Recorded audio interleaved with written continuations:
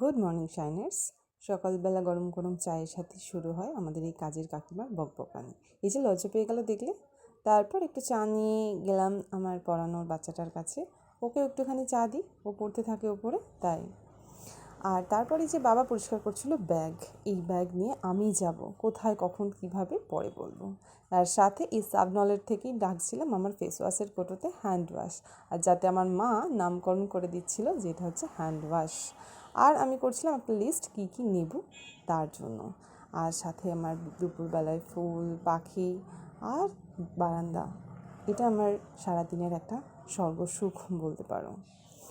আর রাত্রেবেলা হঠাৎ করে মনে হলো যে একটু সাবুর পায়েস করি, একটা ইউটিউব ভিডিও দেখি করা। আর বাবা পাশ থেকে বললো একটু রাতে লুচি করলে কেমন হয়, তাই গরম গরম লুচির সাথে এটা এনজয় করলাম।